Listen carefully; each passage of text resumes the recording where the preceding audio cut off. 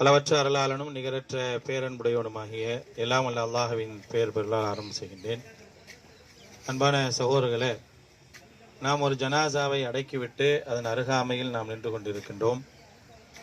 இந்த சந்தர்ப்பத்திலே நாம் இந்த மன்னரை வாழ்க்கையை பற்றியும் மரணத்தை பற்றியும் நாம் நினைவு கூறுவது என்பது மிக அவசியமான ஒன்றாக இருக்கின்றது. அல்லாஹுடைய தூதர் ஸல்லல்லாஹு அலைஹி வஸல்லம் அவர்கள் நாம் மன்னரைகளை சென்று சந்திக்க வேண்டும் என்று வலியுறுத்துகின்றார்கள். எதற்கு அப்படின்னா, ஃபஇன்னஹா துதக்கிருல் மௌத் துதக்கிருல் ஆஹிரா, அது நமக்கு மரணத்தை ஞாபகப்படுத்தும், மறுமையை ஞாபகப்படுத்தும். அதற்காக நீங்க என்ன செய்யுங்க அப்படின்னா, மன்னரைகளை சந்தியுங்கள் அப்படின்னு சொல்லி அல்லாஹுடைய தூதர் ஸல்லல்லாஹு அலைஹி வஸல்லம் சொல்லியிருக்கிறாங்க. இந்த இடத்துக்கு நாளைக்கு நம்மளும் வருவோம். இன்னைக்கு இவங்க முந்திட்டாங்க, நாம் நாளைக்கு இங்கே நாம் வர இருக்கிறோம். எல்லாத்துக்கும் மரணம் இருக்கு. குல்லு நஃப்ஸின் தாயிகத்துல் மௌத், ஒவ்வொரு ஆத்மாவும் மரணத்தை சந்தித்தே தீர வேண்டும். மரணம் இல்லாதவர்கள் யாரும் கிடையாது. நித்திய ஜீவன் அல்லாஹ் மட்டுமே, அவனை தவிர வேறு யாரும் நித்திய ஜீவன் இல்லை. எல்லாருமே என்ன செய்யணும் அப்படின்னா மரணித்தாக வேண்டும். அந்த மரணம் அப்படிங்கிற அந்த விஷயம் இருக்கா இல்லையா? எதுக்காக அல்லாஹு தாலா மரணத்தை கொடுத்திருக்கிறான்? திருமறை குரானில் அல்லாஹு சொல்லி காட்டுகின்றான், அல்லதி ஹலக்கல் மௌத்த வல் ஹயாத்த லியபுலுவக்கும் ஐயுக்கும் அஹ்சனு அமலா. அல்லாஹ் மரணத்தையும் வாழ்வையும் படைத்திருக்கின்றான். லியபுலுவக்கும் ஐயுக்கும் அஹ்சனு அமலா, உங்களில் யார் நல்ல செயல்களை செய்கின்றார்கள் என்று பார்ப்பதற்காக என்று அல்லாஹ் ரப்புல் ஆலமீன் சொல்கின்றான். ஆக இது நமக்கு ஒரு சோதனையான காலம். அதாவது இந்த உலக வாழ்க்கை என்பது அல்லாஹ் நமக்கு கொடுத்திருப்பது, நம்மை சோதிச்சு பார்க்கிற நம்ம எப்படி வாழ்றோம், நம்முடைய வாழ்க்கை எப்படி அமைக்க பெறுகின்றது என்பதை சோதிப்பதற்காகத்தான் இந்த வாழ்க்கை. இந்த வாழ்க்கையை நாம் சரியாக வாழ்ந்தால்தான் இந்த இடத்துல நம்ம ஜெயிக்க முடியும். இந்த இடத்துல ஜெயிச்சாதான் நாளைக்கு மறுமையில ஜெயிக்க முடியும். நம்ம எல்லாருமே மறுமையை நம்பி இருக்கிறோம். மறுமையை நம்புறவன் தான் முஸ்லீம் அப்படிங்கிறத தெல்ல தெளிவாக மார்க்கம் சொல்லி காட்டுகின்றது. அல்லாஹுடைய தூதர் ஸல்லல்லாஹு அலைஹி வஸல்லம் அவர்கள் ஈமானுடைய 6 அம்சங்கள்ல நமக்கு சொல்லி கொடுத்த விஷயம் என்ன அப்படின்னா, அல்லாஹ்வை நம்பணும், வானவர்களை நம்பணும், வேதத்தை நம்பணும், தூதர்களை நம்பணும், மறுமையை நம்பணும், விதியை நம்பக்கூடியவர்களாக இருக்கணும். இந்த 6 விஷயங்களை முழுமையாக ஏற்றுக்கொண்டால் தான் அவர் இறை நம்பிக்கையாளர். அப்படி ஏற்றுக்கொண்டால் நாம் என்ன செய்யணும் அப்படின்னா, அந்த மறுமைக்காக நம்முடைய வாழ்க்கை அமைத்துக் கொள்ள வேண்டும். மறுமைக்காகத்தான் நாம் வாழ வேண்டும். என்னுடைய வாழ்க்கை என்பது மறுமைக்கு இருக்க வேண்டுமே தவிர நாளை மறுமையில் எப்படி வெற்றி பெற வேண்டும் என்பதற்கான ஒரு வாழ்க்கையாக இருக்க வேண்டும். அல்லாஹ் ரப்புல் ஆலமீன் திருமறை குர்ஆன்ல சொல்லி காட்டுகின்றான், லிதுஜ்ஸா குல்லு நஃப்ஸின் பிமா தஸ்ஆ. எதுக்காக மறுமை வாழ்க்கை அப்படின்னா, ஒவ்வொருவரும் இந்த உலகத்துல என்ன முயற்சி செஞ்சாங்களோ அதற்கான கூலி வழங்குவதற்காகத்தான் மறுமை என்று அல்லாஹ் ரப்புல் ஆலமீன் சொல்கின்றான். அந்த மறுமையினுடைய முதல் வீடு இதுதான். அந்த மறுமையினுடைய முதல் வீடாக இந்த கபர் தான் இருக்குது. அவ்வளவு மன்சிலும் இம்மனாசிலில் ஆகிரா, மறுமையினுடைய வீடுகள்ல முதல் வீடு என்று அல்லாஹுடைய தூதர் ஸல்லல்லாஹு அலைஹி வஸல்லம் சொல்றாங்க. இந்த வாழ்க்கையில ஒருவர் ஜெயித்தால் ஃபமா பஅதஹு ஐஸரு மின், அதற்கு பின்னால் உள்ள வாழ்க்கை என்பது மிக இலகுவானதாக இருக்கும். இந்த வாழ்க்கையில ஒருத்தர் தோத்துட்டார் அப்படின்னா அதற்கு பின்னால் உள்ள வாழ்க்கை மிக சிரமமானதாக இருக்கும். இந்த வாழ்க்கையில ஜெயிக்கணும்னா என்ன செய்யணும்? நாம் இந்த உலகத்துல வாழும் பொழுது அல்லாஹ்வுக்கு கட்டுப்பட்டு வாழணும். அல்லாஹ்வை முழுமையாக ஏற்று அவன் என்ன கட்டளைகளை சொல்றானோ அந்த அடிப்படையில் வாழணும். அல்லாஹ்வை மட்டுமே வணங்கணும். அவனை புரிந்து அறிந்து ஏற்றுக்கொண்டவர்களாக இருக்கணும். அப்படி இருந்தால்தான் இந்த வாழ்க்கையில வெற்றி பெற முடியும். அல்லாஹ்வை பத்தி எனக்கு தெரியாது, பேரளவில் நான் அல்லாஹ்வை தெரிந்து வைத்திருக்கிறேன், வேறு எதுவுமே அல்லாஹ்வை பற்றியோ அல்லாஹுடைய மார்க்கத்தை பற்றியோ தூதரை பற்றியோ தெரியாம இருந்தோம் அப்படின்னா நிச்சயமாக நாம் என்ன செய்ய முடியாதுன்னா இந்த வாழ்க்கையில் ஈடேற்றம் பெறவே முடியாது. கண்டிப்பாக இதற்கு பின்னால் ஒரு வாழ்க்கை இருக்கின்றது, அதை நம்பித்தான் ஆகணும். அல்லாஹ் திருமறை குர்ஆன்ல சொல்றான், வமின் வராஹிம் பர்ஸகுன் இலா யௌமி யுபஅஸூன், அதற்கு பின்னால் ஒரு திரைமறை வாழ்க்கை இருக்கின்றது. அந்த வாழ்க்கை இலா யௌமி யுபஅஸூன், மறுமை நாள் வரை இருக்கும்ங்கற அல்லாஹ் தஆலா. மறுமை நாள் வரை அந்த வாழ்க்கை இருக்கும். இங்க ஒருத்தர் நம்ம அடக்கம் செஞ்சுட்டு போயிடுறோம், அடக்கம் செய்ததோட நம்முடைய கடமைகள் முடிஞ்சு, நாம் அவங்களை விட்டு என்ன செய்யறோம்? திரும்பி போயிடுறோம். அல்லாஹுடைய தூதர் ஸல்லல்லாஹு அலைஹி வஸல்லம் சொன்னாங்க, யத்புல் மையத்தி ஸலாஸா, 3 விஷயங்கள் ஒரு மரணத்தை பின்தொடர்ந்து வருகின்றது. அஹ்லுஹு வ மாலுஹு வ அமலுஹு, அவருடைய குடும்பம், அவருடைய பொருளாதாரம், அவருடைய அமல், 3ம் அவரோட என்ன செய்து வருது. யர்ஜிஉ இஸ்னான் வ யப்கா வாஹித், 2 திரும்பி விடுகின்றது, ஒன்றே ஒன்று தான் இருக்கும். குடும்பமும் பொருளாதாரமும் திரும்பி விடுகின்றது, ஒன்றே ஒன்று என்ன இருக்கும்னா அமல். என்ன அமல்களை செய்தார்களோ அந்த அமல் மட்டும்தான் இங்க பாக்கி இருக்கும். அந்த அமல்களை வைத்துதான் கேள்வி கணக்கு கேட்கப்படும். அந்த அமல்களை மிகச்சரியாக செய்தவர் சரியான முறையில் பதில் சொல்லுவார். இந்த இடத்துல பதில் சொல்றவங்களை பத்தி அல்லாஹு தாலா சொல்றான் குர்ஆன்ல, நம்பிக்கையாளர்களை பத்தி சொல்றான். நம்பிக்கையாளர்கள் யார் அப்படின்னா, அவர்களுடைய மன்னரை வாழ்க்கையில அவங்க உறுதியாக பதில் சொல்லுவாங்க. யுஸப்பித்துல்லாஹு அல்லதீன ஆமனு பில் கௌலி ஸாபித்தி ஃபில் ஹயாத்தித் துன்யா வல் ஆகிரா. அல்லாஹ் ரப்புல் ஆலமீன் உறுதியான சொல்லை கொண்டு நம்பிக்கையாளர்களை உறுதிப்படுத்துகின்றான். ஃபில் ஹயாத்தித் துன்யா வல் ஆகிரா, உலகத்திலும் மறுமையிலும் அப்படிங்கிறான்.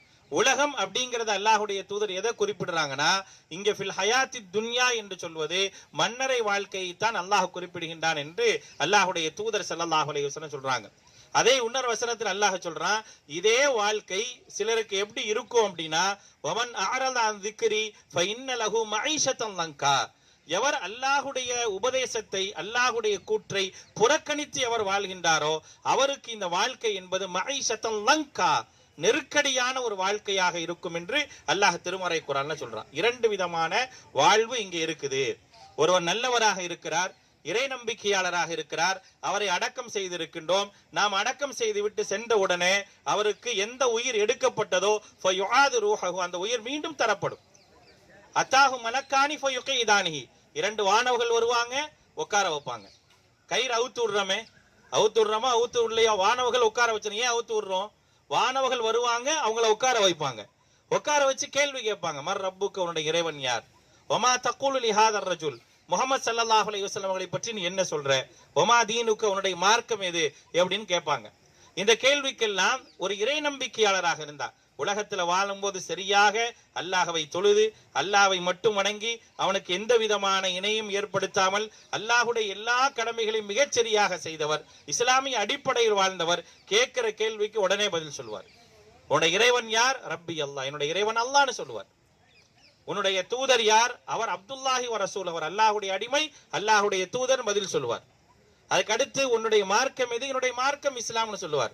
பிமா அரஃப்த, எதை கொண்டு இதையெல்லாம் அறிஞ்சுக்கிட்ட அப்படின்னு கேட்கும்போது லி திலாவத்தில் குர்ஆன், குர்ஆனை கொண்டு அறிந்து கொண்டேன் என்று உறுதியாக பதில் சொல்வார்.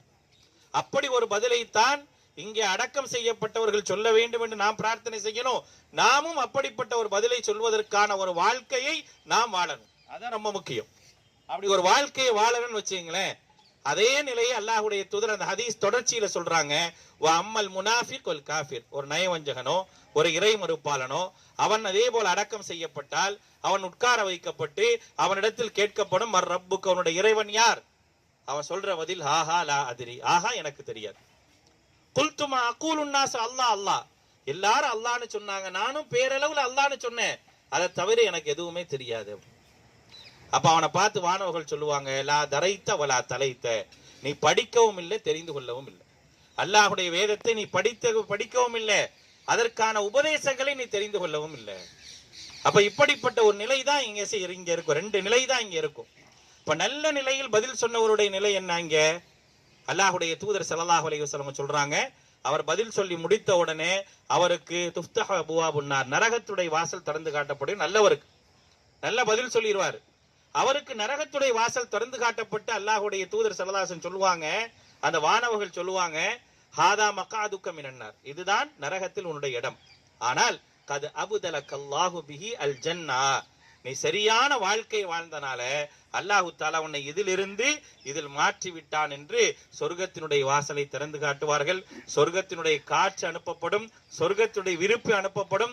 நீ நல்ல ஒரு பொது மாப்பிள்ளை போல் தூங்கு என்று சொல்லப்படும். அன்றாடம் காலையும் மாலையும் எழுப்பி அவருக்கு சொர்க்கத்தில் அவர் எப்படிப்பட்ட இடத்துல இருப்பாரு அப்படிங்கறத என்ன செய்வாங்க அப்படின்னா வானவர்கள் காட்டிக்கொண்டே இருப்பாங்க அப்படிங்கறத அல்லாஹ்வுடைய தூதர் சொல்றாங்க. அந்த ஒரு வாழ்க்கை நமக்கு வேணுங்க. ஒரு நாள் இல்ல, 2 நாள் இல்ல, மறுமை வரைக்கும் இங்கதான் இருப்போம். அந்த மறுமை வரைக்கும் இங்க இருக்கக்கூடிய அந்த வாழ்க்கையில மேற்சொன்ன அடிப்படையில் நம்முடைய வாழ்க்கை அமைய வேண்டும். அந்த அடிப்படையில் அமைவதற்கான ஒரு வாழ்வியல் முறையை நாம் அமைத்துக் கொள்ள வேண்டும். இல்ல அப்படின்னா என்ன ஆகும்? அப்படி வாழன்னா என்ன ஆகும்? ஒழுங்கா பதில் சொல்ல முடியலன்னா என்ன ஆகும்? அல்லாஹ்வுடைய தூதர் சொல்றாங்க, கேள்வி கேட்டு போயிருவாங்க வானவர்கள்.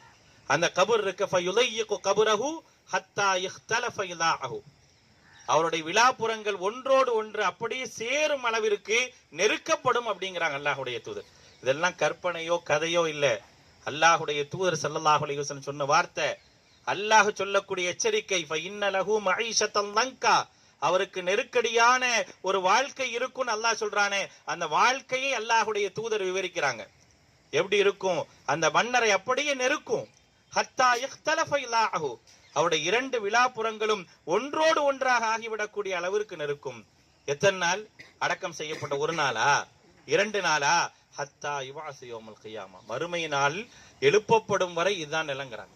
அதனாலதான் ஒவ்வொரு தொழுகையிலும் அல்லாஹுடைய தூதர் கபருடைய வேதனையை விட்டு பாதுகாப்பு தேடுங்க, நரகத்துடைய வேதனை விட்டு பாதுகாப்பு தேடுங்க, உலகத்தில் ஏற்படக்கூடிய குழப்பங்களை விட்டு பாதுகாப்பு தேடுங்க.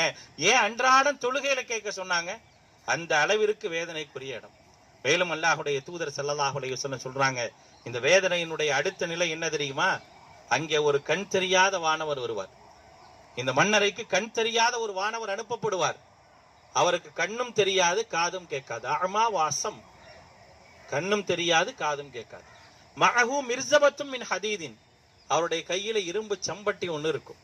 லவ் தரப பிஹா ஜபலுன் லசார துராபா, அதை கொண்டு ஒரு மலை அடிக்கப்பட்டால் அந்த மலை மணலாக ஆகிவிடும். அதை கொண்டு அவரை அடித்துக் கொண்டே இருப்பார். 1 நாள் இல்ல, 2 நாள் இல்ல, மறுமை நாள் வரை அடித்துக் கொண்டே இருப்பார். சொல்லிட்டு அல்லாஹுடைய தூதர் ஸல்லல்லாஹு அலைஹி வஸல்லம் சொல்றாங்க, அந்த நடக்கக்கூடிய அந்த வேதனையுடைய சப்தம் இருக்குல்ல, அவர் கத்துவார். அவர் கத்தக்கூடிய அந்த கத்தலையும் அவர் படக்கூடிய அந்த வேதனையும் பார்க்க கூடாது, கேட்க கூடாது என்பதற்காகத்தான் அனுப்பப்படக்கூடிய வானவர் கண் தெரியாதவராக, காது கேட்காதவராக அனுப்பப்படுறார். அந்த வேதனையை கிழக்கிற்கும் மேற்கிற்கும் இடைப்பட்ட தூரங்கள்ல உள்ள எல்லா ஜீவராசிகளும் கேட்கும், மனிதர்களையும் ஜின்களையும் தவிர. ஏன் மனிதர்களும் ஜின்களும் கேட்க மாட்டாங்க? ஒருவேளை நீங்கள் கேட்டால், அல்லாஹுடைய தூதர் ஸல்லல்லாஹு அலைஹி வஸல்லம் சொல்றாங்க, நீங்கள் கேட்க வேண்டும் என்று நான் பிரார்த்தனை செய்திருப்பேன். நான் பிரார்த்தனை செய்து நீங்கள் கேட்டால் உங்களில் யாரும் மரணித்தவர்களை மண்ணறையில் அடக்கம் செய்ய மாட்டீர்கள் என்று அல்லாஹுடைய தூதர் ஸல்லல்லாஹு அலைஹி வஸல்லம் சொல்றாங்க. அந்த அளவிற்கு வேதனைக்குரிய இடமாகவும் இந்த இடம் இருக்கின்றது என்பதை நாம் மறந்துவிடக் கூடாது. நமக்கு இந்த இடம் அல்லாஹு தஆலா சொர்க்கத்தினுடைய வாசலை திறந்து வைக்கக்கூடிய இடமாக இருக்க வேண்டும் என்றால், வாழும்போது நல்லபடியாக வாழ வேண்டும், அல்லாஹ்விடத்தில் அதிகமாக மன்னிப்பு கோர வேண்டும், அல்லாஹுடைய கடமைகளை நிறைவேற்றி வாழ்ந்தோம் என்றால் மட்டுமே ஈடேற்றம் அடைய முடியும். அப்படி ஈடேற்றத்திற்குரிய நல்ல ஒரு வாழ்க்கை வாழக்கூடியவர்களாக நாம் இருக்க வேண்டும். இங்க வந்திருக்கிறோம், வந்தவன் நம்முடைய கடமை என்ன? அடக்கம் செய்யப்பட்டவர்களுக்காக அதிகமாக அல்லாஹ்விடத்தில் பிரார்த்தனை செய்யணும். அவர்கள் உறுதியான முறையில் அல்லாஹ் சொன்ன அடிப்படையில வானவர்களை அனுப்பி அல்லாஹு தாலா அந்த கேள்வி கணக்கை கேட்கக்கூடிய நேரத்தில் உறுதியாக அவர்கள் பதில் சொல்வதற்கு அவர்களுக்காக நாம் பிரார்த்தனை செய்யணும். இந்த கபர் ஒளியூட்டப்படுவதற்காக நாம் பிரார்த்தனை செய்யணும். 70க்கு 70 மூலம் இந்த மன்னரை விசாலமாக்கப்படுவதற்காக நாம் பிரார்த்தனை செய்ய வேண்டும். அல்லாஹுடைய தூதர் ஒரு நபித்தோழரை அடக்கம் செய்துவிட்டு அந்த மன்னரைக்கு அருகாமையில் உட்கார்ந்து எல்லாரையும் அழைச்சு சொன்னாங்க, நீங்க இவருக்காக பிரார்த்தனை செய்யுங்கள், அலான் விஸ்அல், இப்பொழுது இவர் கேள்வி கணக்கு கேட்கப்பட இருக்கின்றார் என்று. ஆக அப்படிப்பட்ட கேள்வி கணக்கு இவர்களுக்கும் உண்டு. அல்லாஹு தாலா இந்த உலகத்தில் இவர்கள் செய்த சின்ன சின்ன பாவங்களை எல்லாம் மன்னித்து அவர்களுக்கு இந்த மன்னரை விசாலமாக்கி வைத்து நாளை மறுமை வாழ்க்கையும் நல்ல வாழ்க்கையாக ஆக்கி அருள் புரிவானாக. வாஹிரு தஅவானா அனில் ஹம்துலில்லாஹி ரப்பில் ஆலமீன்.